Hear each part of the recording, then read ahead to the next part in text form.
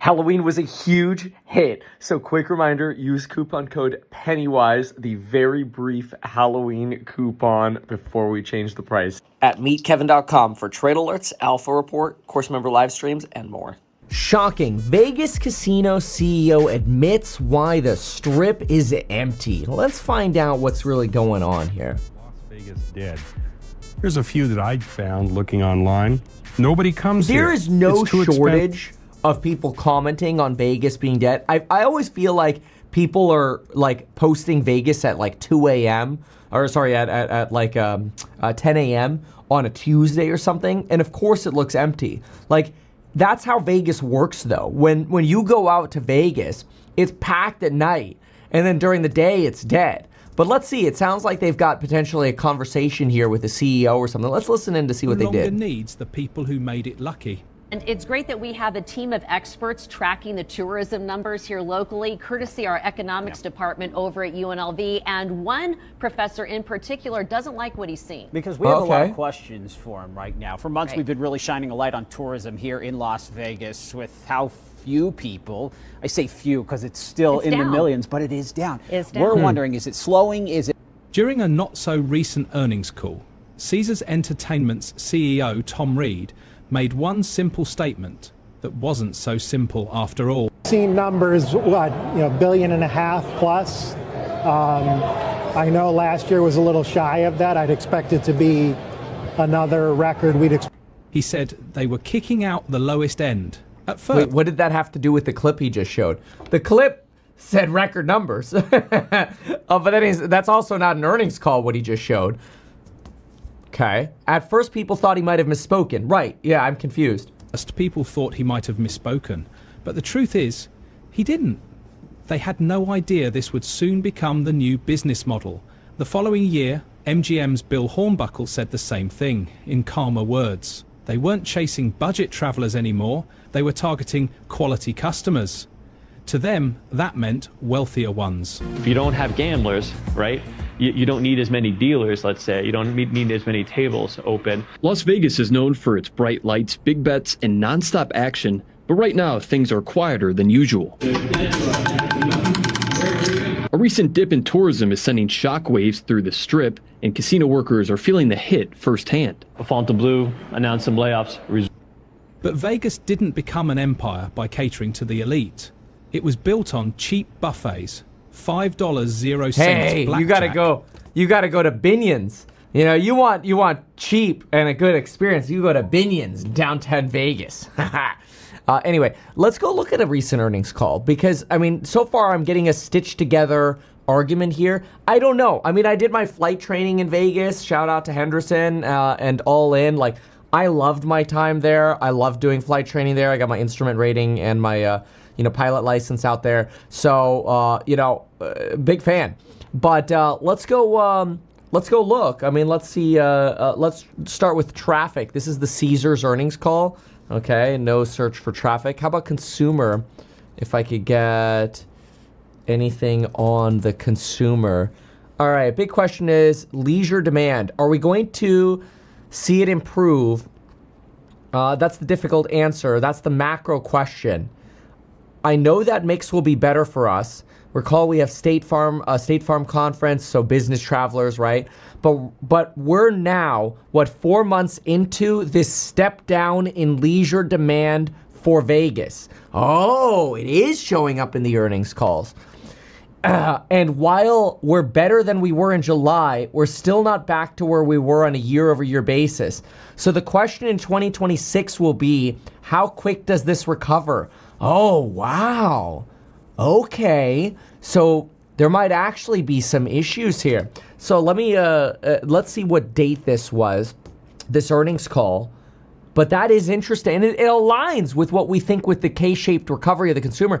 This is an earnings call, mind you. The video we're watching was posted, before this. But this earnings call is fresh. This earnings call is literally from 3 days ago. So we are seeing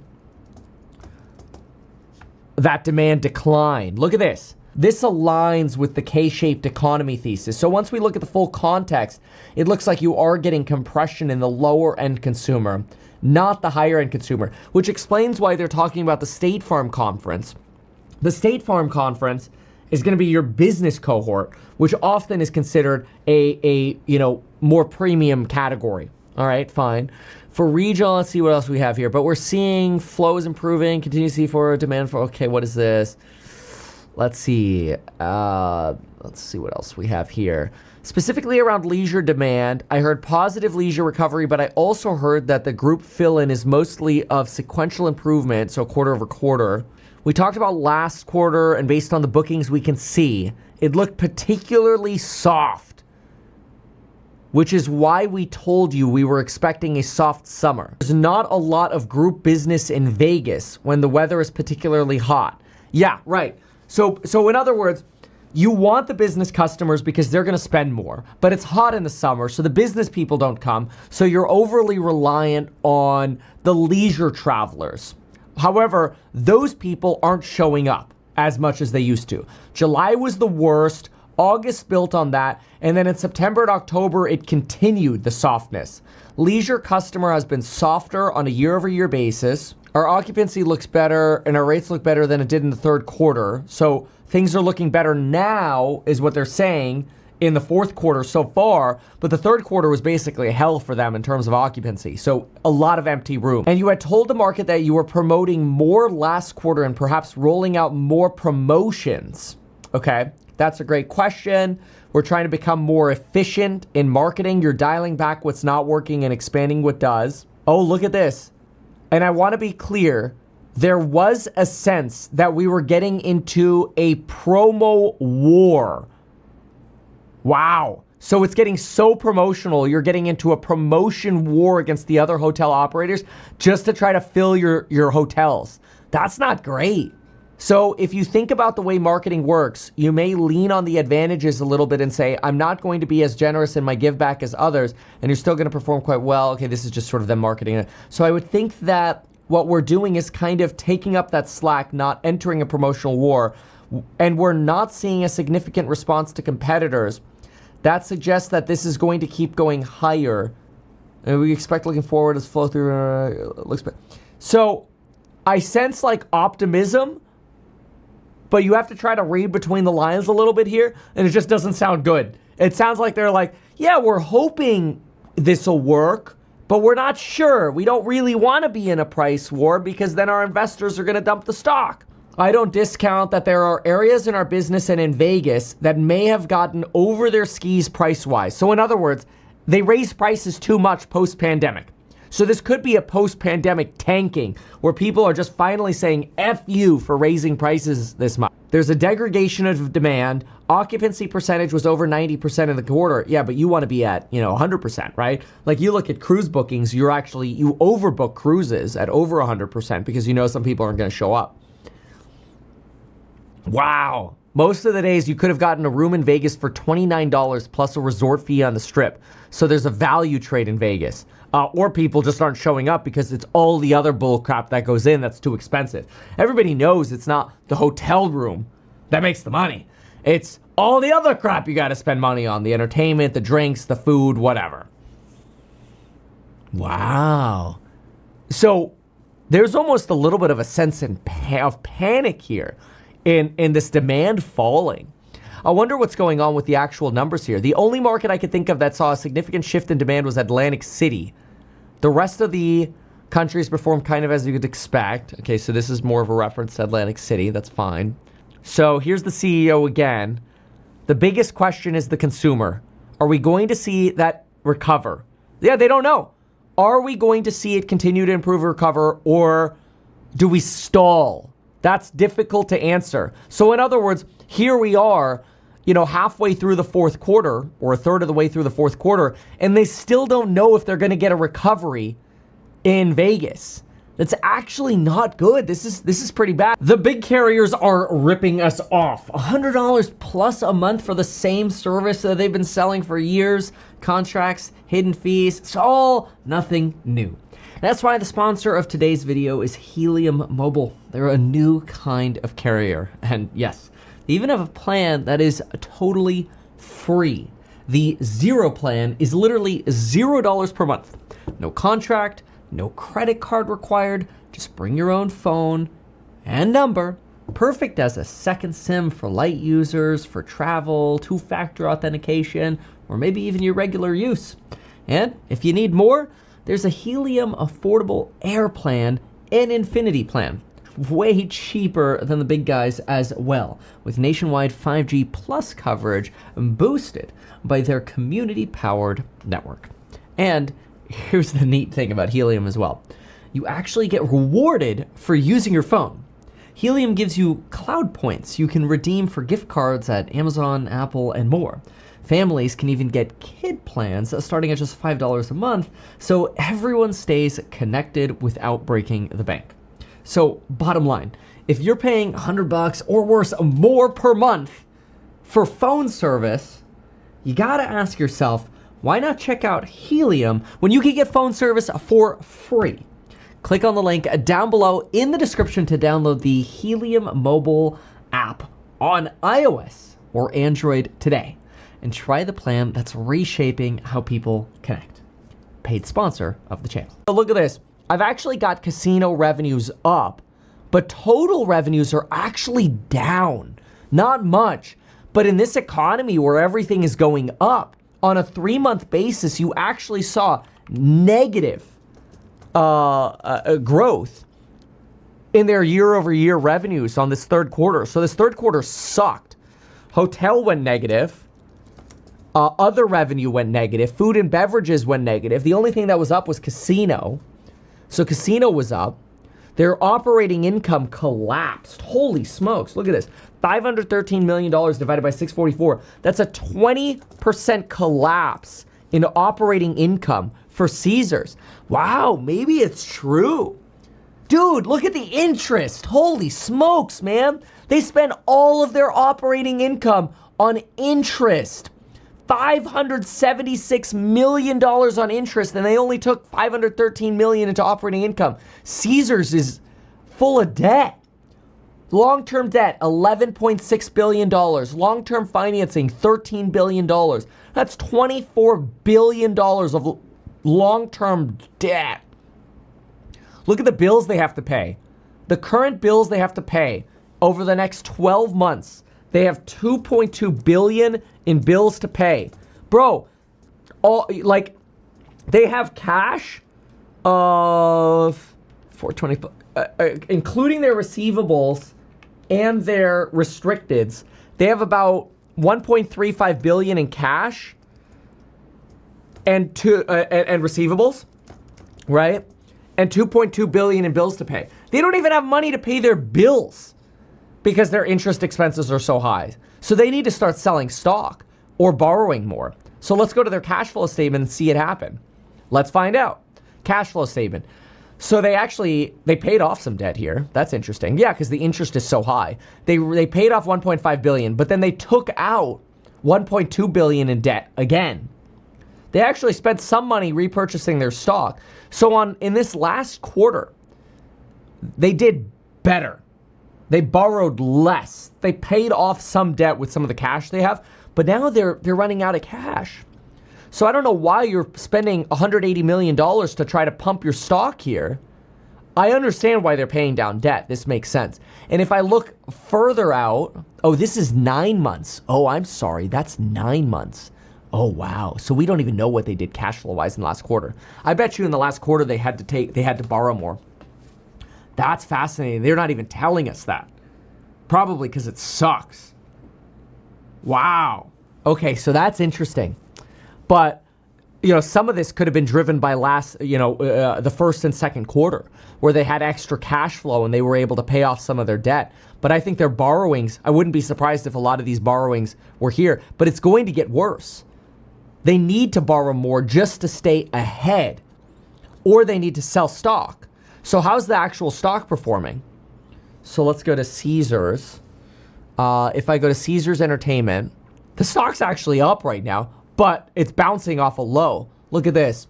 COVID low on the stock is $6. So we're still above the COVID low, but look how much this has tanked.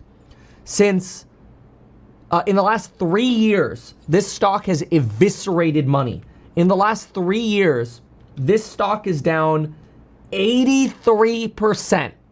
83% crash on Caesars Entertainment. Probably because these bastards raised prices too much during COVID, thinking they were hot stuff, and now people are revolting. People are like, F you, man, I ain't paying this bullshit anymore. Free drinks and free parking. It was the only city in America where a truck driver, a teacher, and a tech executive could sit at the same table and feel like equals. That was the magic. Few that I found looking online. Nobody comes here. It's too expensive. Resort and parking fees are too high. And the resort fees are bullcrap. Personal favorite, Las Vegas is too expensive and it smells bad. So well, honestly, a lot of the hotels are like, let me put it this way. Bellagio used to be lit, okay? Now, it's kind of like musty and old, right? Like, I went to, personal experience. So Bellagio, little pissed about. They've kind of fallen apart in my opinion. And I had that opinion back in 2019 because I held a real estate conference at Bellagio. And I'm like, man, this kind of sucks. Ironically, the Rio's remodel, the remodeled rooms are quite nice. I went to the Wynn with Lauren a little bit earlier this year, and the service sucked. We're like, oh, we're going to have, a mommy and daddy trip. It's going to be great. It was just a day trip. The service was bad. And we're like, well, this is the Wynn. I think it's just honestly because they're trying to cut costs while at the same time they're not getting as many revenues. Out to some local experts to ask them, is Las Vegas really dying? To make it worse, they didn't just kick out the lowest end, they kicked out their foundation. Yeah, well, keep in mind, too, in 2008, Vegas was like the first to go, right? So, this could be part of the big economic cycle. And as the Strip now empties out on weekdays and dealers wait for players who never show, the cost of that decision. Oh, great. I also just got a headline here. Asked if the U.S. and Canada will restart negotiations. Trump says no. Great. That lowers the taco scale. Is finally catching up.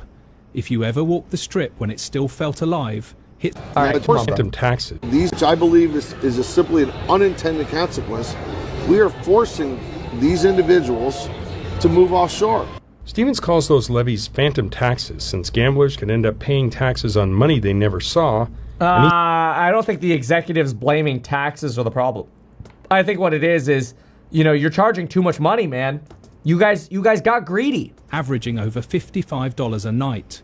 Even so-called budget hotels like Excalibur and Luxor charge $45 in fees plus another $20 to $25 just to park. We went to the Dorado Hotel. That one's beautiful because it's new construction, basically. I think it's like 22 or something. Literally paying to lose money. Republicans for the change, but says both parties need to cooperate to fix it. I don't think anyone, Democrat or Republican, had any intent on hurting Las Vegas or for that matter, hurting the gaming industry in any sense. This is a reference to the big, beautiful bill and the gamblers' taxes. That's fine.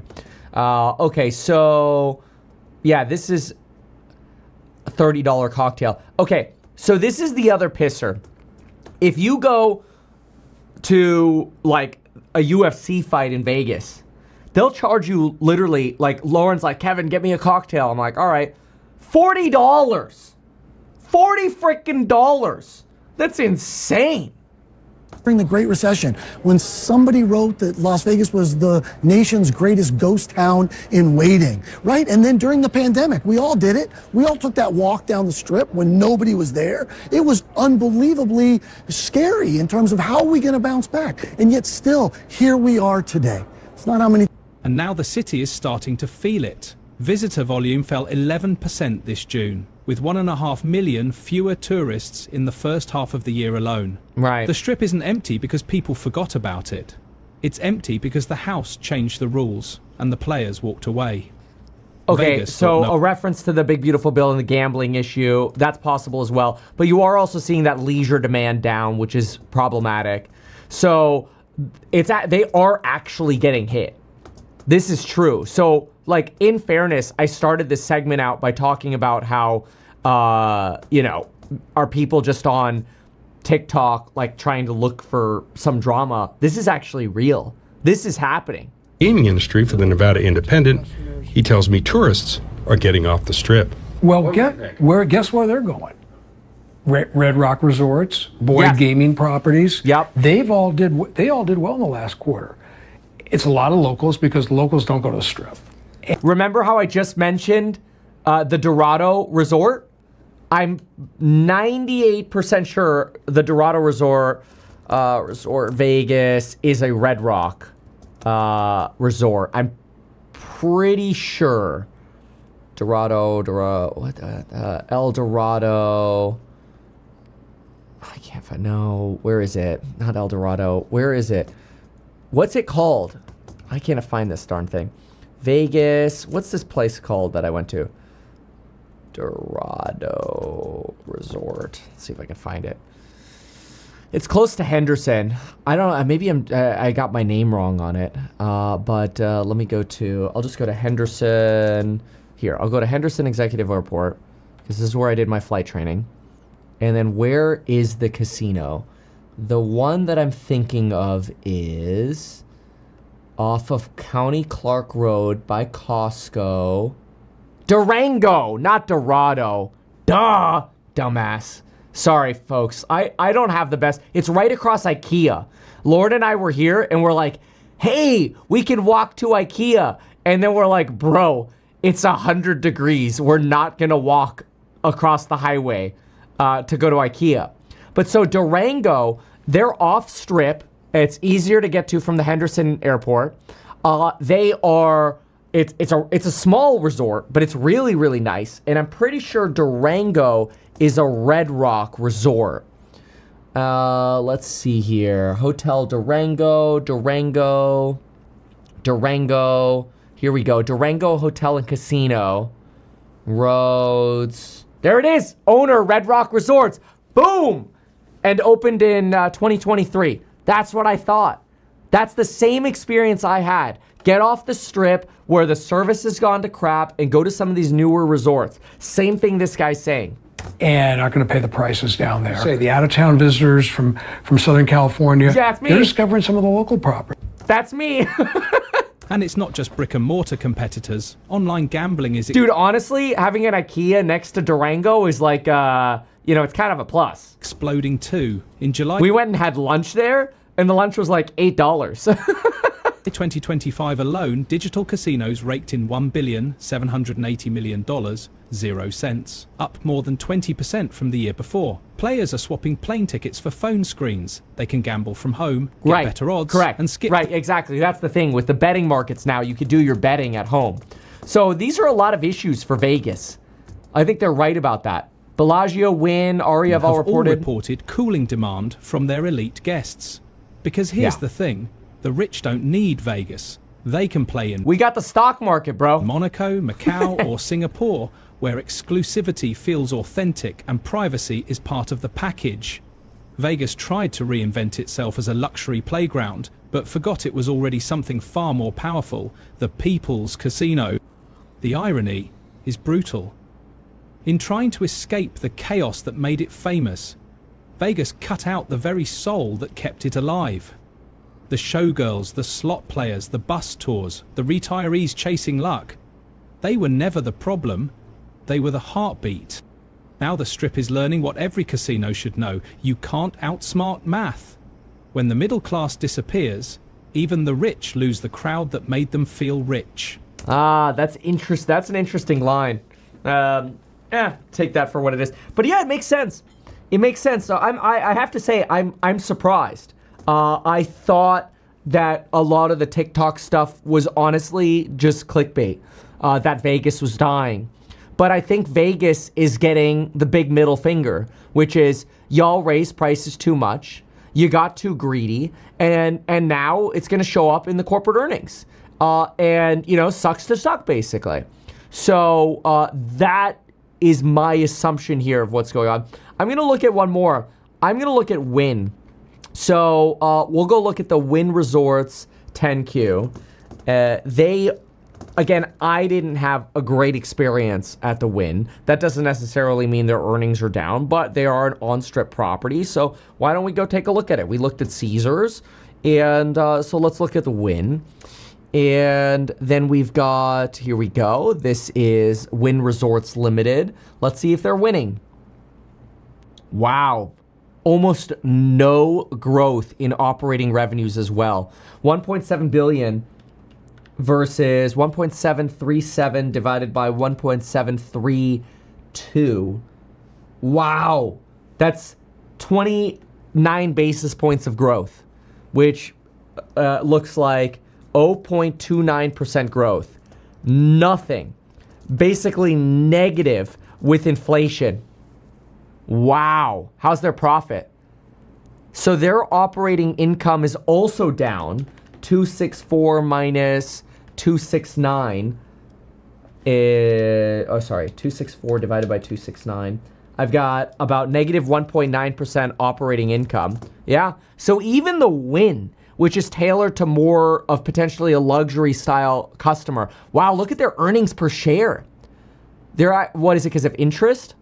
Or what happened here? Oh, they have an other loss of $36 million here. What the hell is the other loss? Because their net income fell like 40% over here. Holy smokes. So what's other? How do you just write off $34 million and not tell me what it is? You have to tell me what it is. It's going to be in the footnotes here somewhere. Other. I'm very curious now to see what your other is. It's going to be like some restructuring, like severance for firing people or whatever. Other long-term debts. They also have a lot of debt. Sucks for them. Debt's so great when things are going up. But I'll tell you, you know me personally, like I'm so grateful for this. I keep talking about it. I'm debt-free, no mortgages, no personal debt, nothing, right? My real estate startup, no bank debt. We got a little, like a fraction of the assets we have for convertible bonds to you folks who have invested and trusted us. Thank you for that, by the way. We couldn't do it without you. But thank you for the SEC. Make sure you read the offering circular if you're considering investing at reinvest.co or househack.com. It's the same company.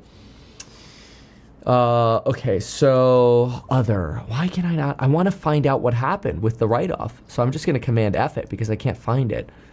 Other. Property charges. It's like $30 million write-off. This is a corporate and other. Okay, other. Other non-operating income and expenses. We incurred a foreign currency remeasurement loss of $36 million. Because of exchange rate fluctuations of the dollar. Basically, the dollar lost value. Okay. So the dollar went down. All right. Well, I mean, it's not necessarily Vegas related. But here are the Vegas operations. You could actually see the breakdown. Wow, Macau actually got hit hard, though. It's not like Macau is down 10%. So it's not just Vegas. Wynn's just getting hit across the board here. But Vegas definitely got hit as well. 0.1% on just Vegas. Operating revenues, rooms down 10.5%. Food and beverage down 6.8%. Entertainment down 5.5%. That's the last 6 months. Wow. Casino revenue decreased primarily due to lower VIP win as a percentage of turnover and mass market table games at Macau, partially offset by an increase in casino revenues from Vegas due to higher gaming volumes during the 6 months ending June. Yeah, but they talked about also the pain really starting in July at Caesars. That's interesting. And these are just some miscellaneous win rates over here. That's fascinating. Table game wins. Oh, look at this. You could see the percentage of people actually winning at different locations. Table game wins, 18%. VIP win as a percentage of turnover, 2%. This is how the casinos make money. Your odds of winning as a mass market table, 23%. Sort of the net wins. This is how they make all the money. As you know, they're taking the 80% side. That's fascinating. That's very interesting. Wow. Occupancy rates. Here you can see occupancy rates in Vegas. Wow. The occupancy rates actually kind of suck. And they've fallen quite a bit. That's a big drop in occupancy, down to 88.3%. And that's before what we saw about July. Yeah, might be true. Vegas is getting whacked. Why not advertise these things that you told us here? I feel like nobody else knows about this. We'll try a little advertising and see how it goes. Congratulations, man. You have done so much. People love you. People look up to you. Kevin Paffrath there, financial analyst and YouTuber. Meet Kevin. Always great to get your take.